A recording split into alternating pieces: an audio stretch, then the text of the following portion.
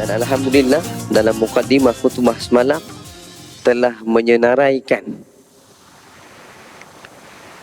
bentuk-bentuk ataupun waktu-waktu utama umat Islam itu berpuasa. Maka apabila dihitung sebulan Ramadan disusuli dengan puasa sunat Isnin Khamis setiap minggu yang menjadi keutamaan. Bismillahirrahmanirrahim.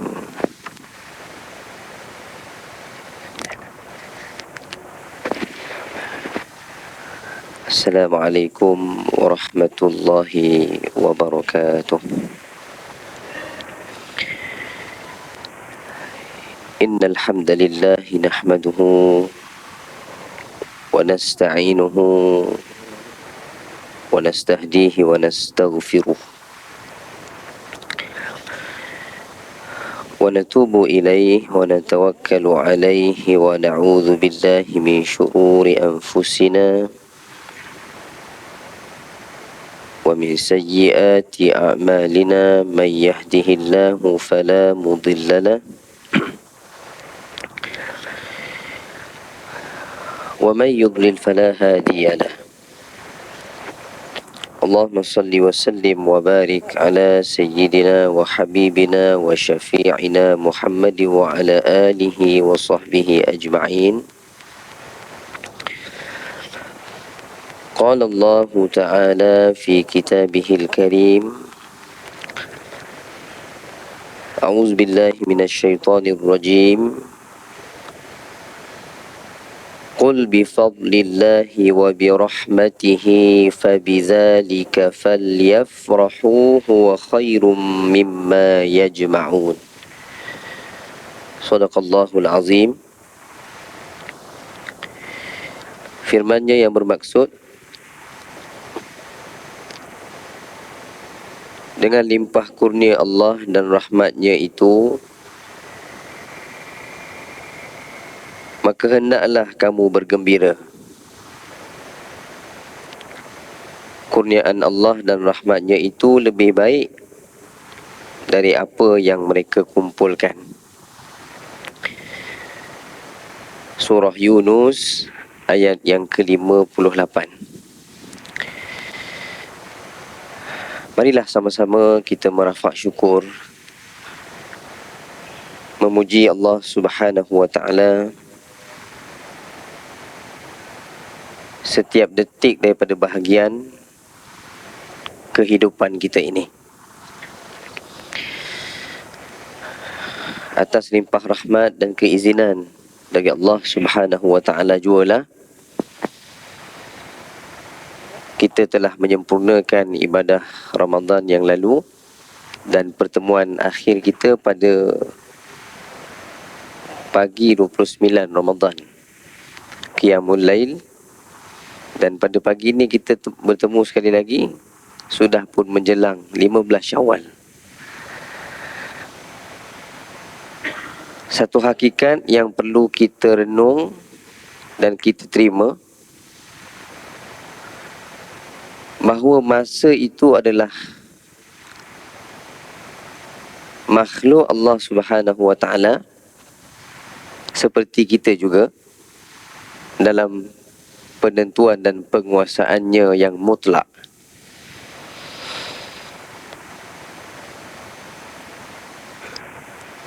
Kita dapat membeli peranti masa, tetapi kita tidak dapat membeli masa dengan nilai yang begitu besar sebagaimana yang dikurniakan Allah Subhanahu wa Ta'ala itu. Maka pada pagi ini, kesempatan yang seketika ini, saya menyeru kepada diri saya yang lebih dekat dalam bicara ini, khususnya serta umumnya muslimin dan muslimat sekalian yang sama-sama mengikuti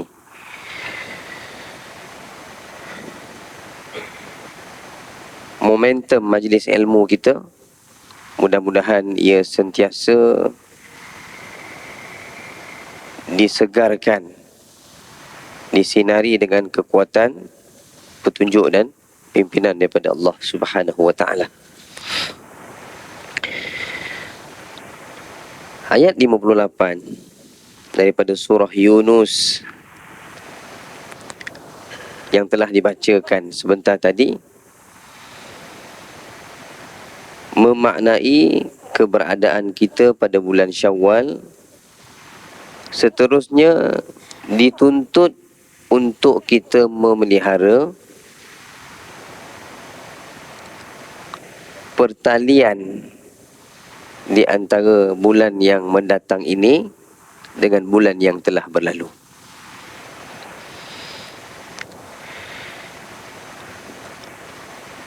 Maka sebab itu, bahkan dalam khutbah Jumaat semalam pun, kita mendengar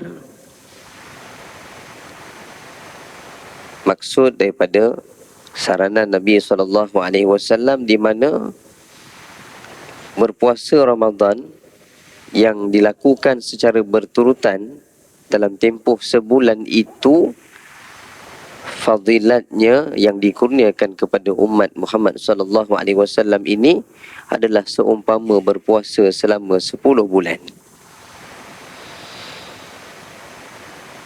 Adapun 6 hari yang disusuli dalam makna puasa 6, kelebihan ataupun keutamaannya itu adalah menggenapkan 2 bulan lagi dalam kitaran 12 bulan. Saya pernah tinggalkan sedikit kerja rumah pada kuliah terakhir kita sebelum Ramadan, dan bulan Ramadan kita berforum bersama Sahibus Samahah, Datuk Setia, Datuk Mufti kita. Dan Alhamdulillah dalam mukaddimah khutbah semalam telah menyenaraikan bentuk-bentuk ataupun waktu-waktu utama umat Islam itu berpuasa.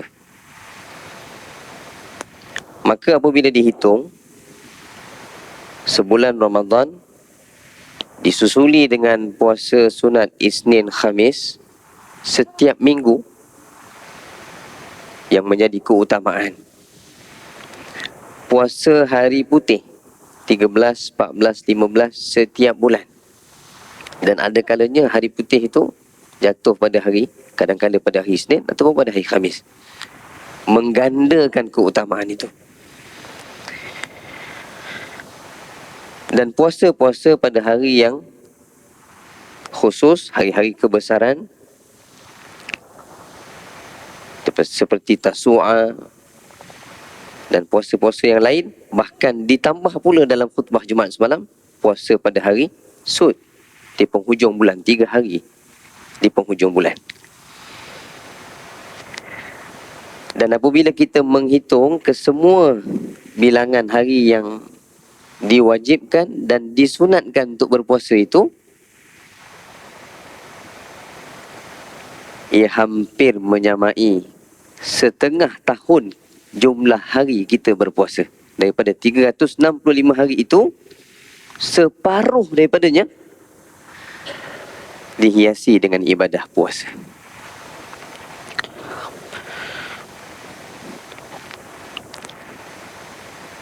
Setidak-tidaknya ada persamaan yang boleh dilihat oleh orang beriman, bagaimana pelaksanaan puasa yang pernah diiktiraf oleh Rasulullah SAW sebagai implementasi puasa yang terbaik, iaitu puasa Daud AS. Dalam tempoh berpuasa sehari dan berbuka sehari. Hal itu ataupun amalan itu dilakukan sepanjang tahun. Bererti daripada 365 hari itu, apabila berpuasa sehari dan berbuka sehari, menyamai puasa setengah tahun dan berbuka setengah tahun. Dan ketika itu Seorang sahabat Rasulullah sallallahu alaihi wasallam apabila mendengar sahaja keutamaan puasa Daud alaihi salam itu, lantas menyatakan bahawa beliau nak mencuba puasa itu.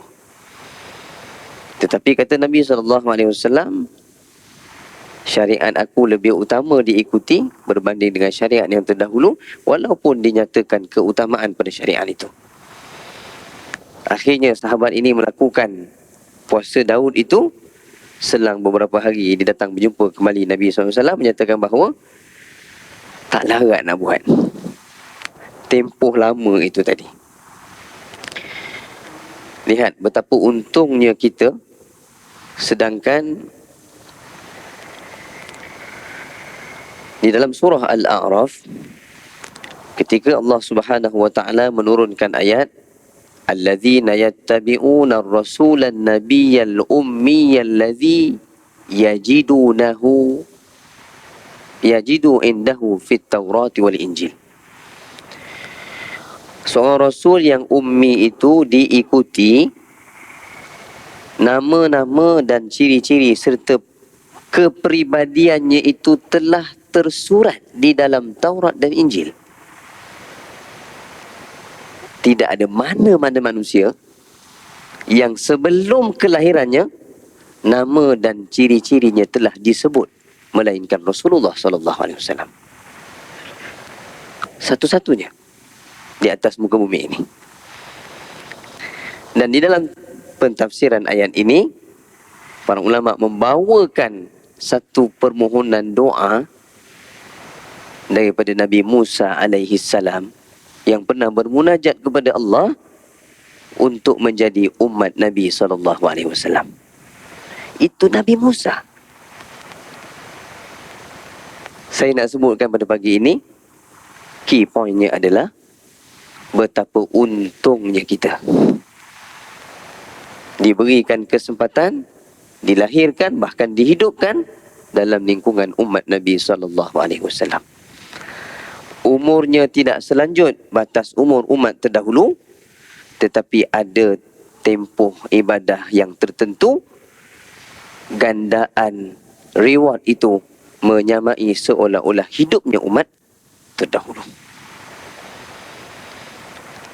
Kesempatan-kesempatan seperti inilah yang wajib dikejar, yang wajib diburu, yang tidak patut dilepaskan oleh kita semua.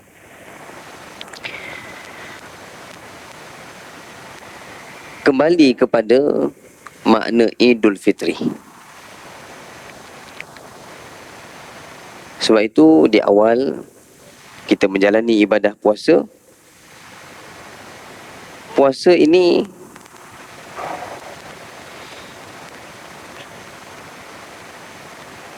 dapat difahami maknanya dari pelbagai sudut.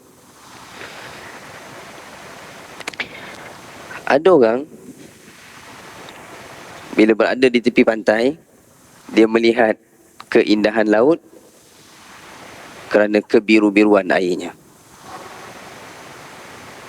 Ada orang melihat pantai, keadaan persekitaran bersihnya air tersebut, pesisirannya, pepasirnya. Dan sampai pada peringkat yang lebih tinggi, melihat laut bukan hanya melihat di permukaan, tetapi nampak petroleum di bawahnya.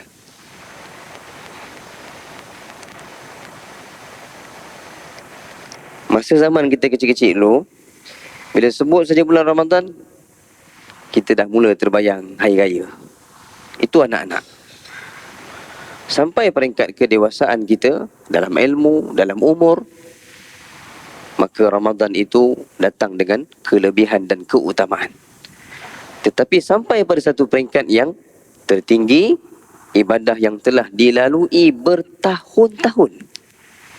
Sedangkan kita sebut dalam forum subuh Ramadan yang lalu, Rasulullah SAW hanya melalui kesempatan Ramadan tidak melebihi 10 kali. Disyariatkan puasa itu pada tahun kedua Hijrah. Rasulullah SAW wafat pada tahun ke-11 Hijrah. Berbanding dengan puluhan tahun kita berpuasa. Cuba kita renungkan. Maka apabila hadis yang menyebut barang siapa yang berpuasa atau menghidupkan Ramadan yang lalu dengan penuh keimanan dan pengharapan, ganjarannya adalah ghufira lahu ma taqaddama min zambih. Ma taqaddama min zambih itulah makna Idul Fitri, iaitu diampunkan segala dosanya yang lalu yang melayakkan untuk dia berada pada bulan Syawal itu dengan makna fitrah. Jadi sebagaimana yang kita sebutkan tadi, apabila Allah Subhanahu wa taala berfirman dalam surah Yunus ayat yang ke-58, katakanlah wahai Muhammad sallallahu alaihi wasallam, dengan limpah kurniaan Allah dan rahmatnya itu, bifadlillahi wa birahmatihi,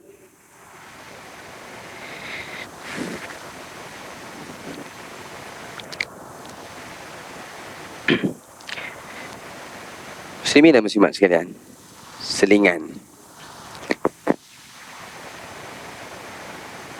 Seingat saya sempat menyebutkan pada forum subuh Ramadan yang lalu, saya sampai pada pagi itu, saya dari Melaka kerana ibu saya baru menjalani pembedahan. Semalam, ibu saya datang ke sini dan dalam perjalanan untuk bertemu dengan pakar, beliau makan 2 keping kari pap. Sampai di sini, kena keracunan makanan. Dalam puas berjaga dalam tempoh sebulan selepas pembedahan ni, akhirnya dengan 2 asbab, 2 keping kari pap tadi, yang mungkin sama ada tercemar ataupun tangannya mungkin tercemar, akhirnya kena keracunan makanan. Kalau kita ni boleh tahulah satu saat apa yang berlaku pada diri kita, bukan kerana rahmat dan kurniaan Allah, itulah menunjukkan kita ni hamba Allah Subhanahu Wa Taala. Apabila kita membaca ayat ini, katakanlah wahai Muhammad sallallahu alaihi wasallam, bi fadlillahi wa bi rahmatihi, dengan kurniaan Allah dan rahmatnya. Di situlah kehambaan kita. Kita tidak tahu hatta satu saat yang berlaku dalam hidup kita itu apa yang terjadi. Kalau tidak kerana limpah kurnia dan kurniaan Allah Subhanahu Wa Taala kepada kita, barangkali mungkin pada pagi ini kita sudah tidak bernafas lagi. Dan Allah kurniakan kepada kita kesempatan untuk berada pada Idul Fitri dan diperintahkan fabizalika falyafrahu, maka bergembiralah.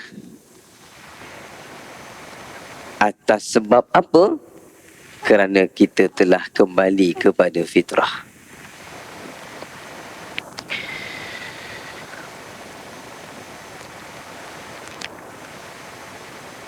Maka kita menghimpun kembali muhasabah kita yang disebut dalam bahagian ihtisaban, menghidupkan ibadah Ramadan yang lalu dengan penuh iman dan pengharapan. Maka ada peringkatnya apabila seseorang itu menanti Ramadan dan mengharapkan ketentuan Al-Qadar itu sebaik-baiknya untuk dirinya. Tetapi pada ibadah dan tahap yang tertinggi pengharapan, penantian dan memburu kelebihan Al-Qadar itu bukan lagi dilihat pada tandanya. Sebab itu para ulama, umumnya para ilmuwan, bahkan generasi salafus salih, tidak membahaskan tanda-tanda Al-Qadar itu lebih dahulu, melainkan setelah dia berusaha beribadah pada malam itu. Sedangkan datang pada kita melihat bertanda itu untuk kita bersungguh ibadah padanya. Terbalik. Maka kegembiraan yang disebut adalah dengan makna kembali kepada fitrah. Itulah daripada 2 rangkai kata. Idul dengan makna kembali, fitri itu adalah merujuk kepada fitrah. Fitrah yang pertama adalah kembalinya kita, bebasnya kita, bersihnya kita daripada dosa dan noda sebagaimana doa yang berulang kali di pohon dalam bulan Ramadan. Allahumma innaka afuun tuhibbul afwa fa'fu anni. Wahai Tuhan yang maha pemaaf, maha pengampun, maafkanlah kami. Yang mencintai keampunan dan kemaafan, maafkan kami. Bahkan bila Sayyidatina Aisyah radhiyallahu anha bertanya kepada Rasulullah sallallahu alaihi wasallam, andainya ditakdirkan ibadah pada salah satu malam Al-Qadar itu, apakah permintaan ataupun doa yang terbaik yang perlu dimohon kepada Allah? Nabi tidak menjawab panjang berjela, tetapi itulah doa yang kita pohon. Innaka afuun tuhibbul afwa fa'fu anni. Dan dengan limpah rahmatnya yang begitu luas, bila berada di Idul Fitri dengan pengharapan sebulan yang berlalu itu telah dipenuhi dengan keampunan Allah sebagai bekal 11 bulan yang mendatang. Tidak hairanlah mengapa disebut dan dinukilkan oleh Ibn Rajab Al-Hambali dalam Lataif Al-Ma'arif, karyanya, salafus salih 6 bulan selepas Ramadan, 6 bulan masih mengharap Allah menerima amalan Ramadan itu dengan doa, Allahumma taqabbal minna salatana wa siyamana wa sa'ira a'malina. Kita bila lepas Ramadan, kita nak baca doa tu rasa janggal pula, rasa macam bukan bulan Ramadan. Salafus salih berdoa, mengharap, meminta kepada Allah, mohon kepada Allah agar diterima amalan Ramadan tu 6 bulan selepas Ramadan. Masih momentum itu berterusan. Dan 6 bulan sebelum Ramadan, memohon dipertemukan dengan Ramadan. Lihat bagaimana correlation di antara bulan yang telah berlalu dengan bulan yang mendatang itu. Perkaitannya cukup kuat. Maka fitrah yang pertama mengembalikan insan ataupun hamba itu kepada makna seumpama dia baru dilahirkan. Dan disebutkan oleh Rasulullah sallallahu alaihi wasallam dalam hadis yang selalu kita baca, kullu maulud yuladu 'alal fitrah. Setiap kelahiran itu lahir di atas prinsip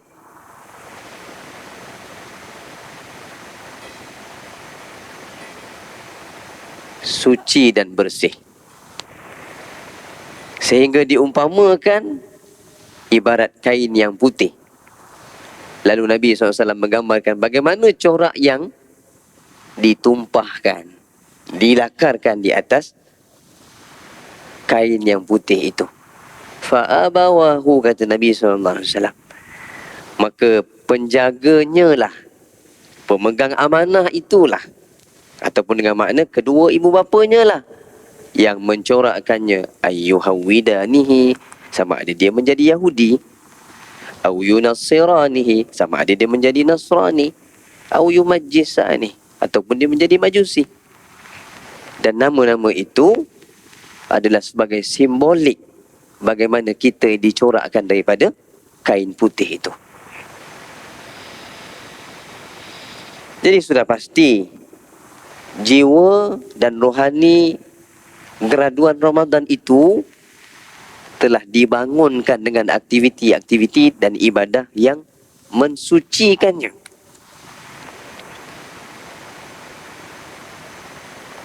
Maka tidak harus pada Syawal ini bahagian yang telah terbentang putih, bersih, suci itu dinodai kembali.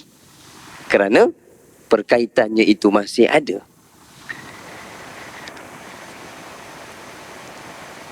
Maka saya berfikir dan terlintas, mengapa setelah kita menghatamkan Al-Quran 30 juzuk surah An-Nas, kita masih dituntut untuk menyambung 5 ayat sebagai awalan surah Al-Baqarah. Nak menunjukkan bahawa khatamnya itu pada surah An-Nas bukan bermakna khatam seumur hidup. 5 ayat yang dimulai ketika khatam Al-Quran pada awal Al-Baqarah itu menunjukkan tanggungjawab kita untuk menyambung momentumnya sehingga akhir hayat kita. Mengapa Ramadan itu tidak terhenti pada 30 Ramadan, tetapi masih dituntut oleh Nabi SAW dan syariat Islam itu untuk melaksanakan puasa 6. Adanya tanggungjawab yang lain yang perlu disambung sebagai kesinambungan ibadah yang telah dilakukan itu. Itulah makna istiqamah. Maka pada bahagian pertama, fitrah itu telah mengembalikan hamba kehambaan kepada makna sebenar seumpama dia baru dilahirkan. Ma taqaddama min zambi. Dan fitrah yang kedua itu datang dari sudut makna kepada fisiologi puasa itu sendiri. Bagaimana ibadah puasa dari sudut syariat dilihat sebagai ibadah, tetapi dari sudut aktiviti kehidupan bahkan aspek perubatan, manfaat puasa itu sememangnya tidak boleh dinafikan. Saya meninggalkan majlis ilmu pada bulan Ramadan yang lalu dengan sebutan nama seorang penyelidik daripada Jepun, Profesor Yoshinori Osumi, yang menemui kaedah autofagi hasil daripada ibadah puasa. Dan beliau juga yang mengkaji molekul air Zam-Zam yang disebut dalam bentuk heksagonal. Jadi bagaimana syariat Islam itu bukan hanya dengan makna memberi faedah kepada individu, tetapi ia dapat dilihat secara menyeluruh. Ia merupakan syariat ataupun amalan yang selari dengan tabi'i alam.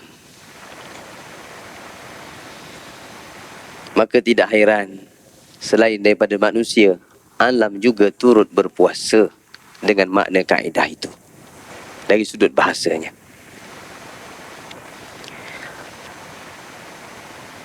Dan saya tegaskan pada pagi ini, Al-Quran tidak menyebut perkataan puasa. Al-Quran menyebut dengan kalimah siyam. Dan puasa itu boleh dirujuk daripada sebutan awal daripada bahasa Sanskrit yang disebut sebagai upavasa. Walau bagaimanapun kita tidak membahaskan tentang terminologi itu, tetapi yang kita fokuskan adalah amali itu. Maka pada bahagian yang kedua, fitrah yang telah membawa manusia kembali kepadanya adalah dari sudut kesihatan dan keafiatan. Bagaimana kitaran puasa pada bulan Ramadan yang lalu membawa kita pada 1 Syawal, setidak-tidaknya walaupun tidak didasari dengan pembacaan dan ilmu, kita merasakan badan kita ringan daripada biasa. Baju Melayu yang kita beli, baju raya yang kita beli, pakai pada hari raya tu terletak cantik sungguh. Tapi seminggu lepas raya ataupun mungkin pada hari pertama raya, setelah beberapa rumah kita kunjung, kita dah mula rasa sedikit tidak selesa pada ukuran baju itu.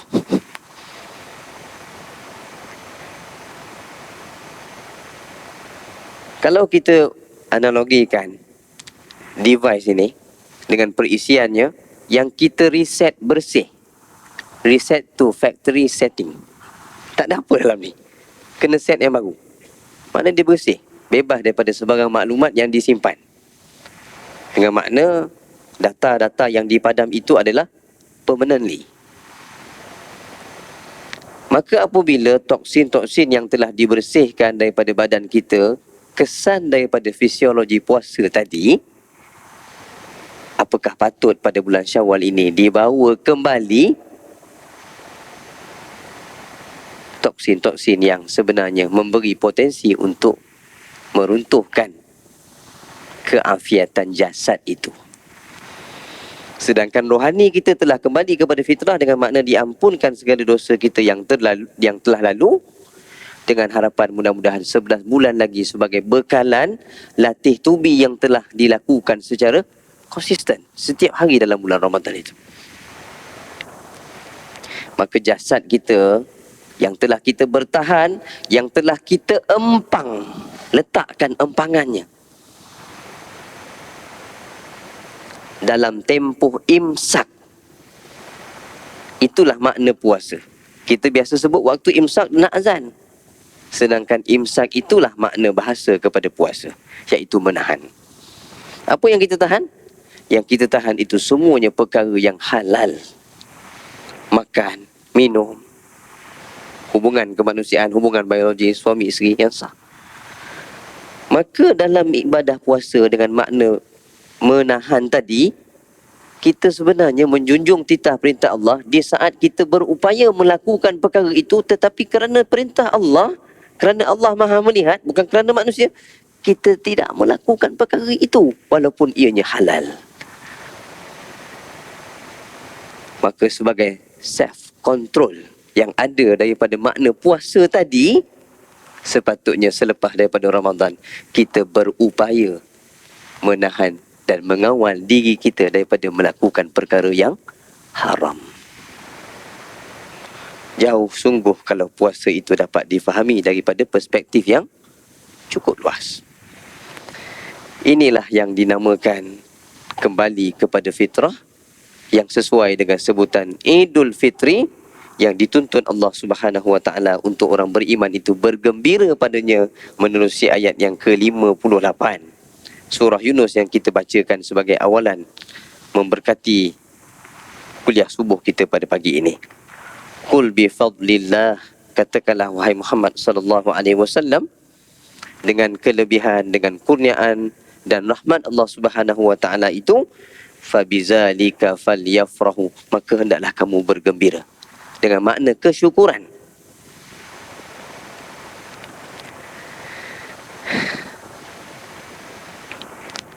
Agak-agaknya lah, kalau tidaklah diperuntukkan Ramadan itu dan puasa-puasa sunat yang lain untuk kita, bilakah agaknya kita akan berhenti daripada makan? Ada satu ujian makmal daripada penulisan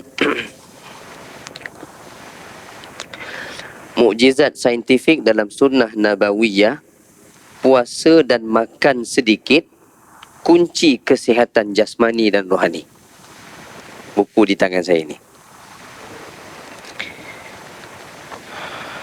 Sebagai penutup majlis ilmu kita pada pagi ini, masa cukup cemburu dengan kita. Dijalankan ujian ke atas tikus. Tikus, ya.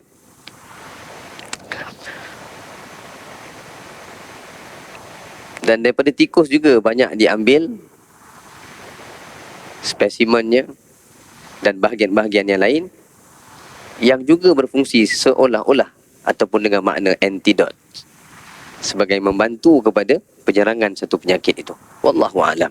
Mungkin dapat dilihat dengan lebih dasar pada siri yang akan datang. Dua kumpulan tikus ini diuji dalam ujian makmal. Kumpulan tikus yang pertama, di dalam sangkarnya itu sentiasa tersedia makanan 24 jam. Dan satu kumpulan tikus yang berikutnya dipuasakan, yakni diberi makan secara berjadual. Ternyata tikus yang dipuasakan itu, maksudnya yang diberikan makan pada tempoh yang tertentu dan dalam jarak yang tertentu, tidak diberi makan. Maka diuji sehingga tempoh maksimum untuk tikus itu tidak makan. Akhirnya, dapatan kajian ini saya sebutkan, walaupun saya tidak tunjukkan pada pagi ini, menunjukkan bahawa tikus-tikus yang dipuasakan itu, yakni diberi makan secara berkala, hayatnya itu lebih panjang berbanding dengan tikus-tikus yang dikelilingi makanan 24 jam tanpa henti. Renung-renungkanlah. Mudah-mudahan ia menjadi satu perumpamaan, satu tamsilan, satu cerminan, satu reflection bagaimana manusia, khususnya orang beriman itu, yang disyariatkan ibadah yang bukan sahaja kepada Allah, untuk Allah, tetapi untuk manfaat pelakunya sendiri, iaitu orang beriman. Mudah-mudahan setiap bahagian daripada ibadah yang kita lakukan itu memberi kebahagiaan kepada kita dunia dan akhirat. Aqul qawli hadza wa astaghfirullahal azim li wa lakum. Subhanakallahumma wa bihamdik asyhadu an la ilaha illa anta astaghfiruka wa atubu ilaik. Bismillahirrahmanirrahim. Wal 'ashr. Innal insana lafi khusr illa alladhina amanu wa 'amilus shalihat wa tawasaw bil haqqi wa tawasaw bis sabr. Shadaqallahul azim. Assalamualaikum warahmatullahi wabarakatuh.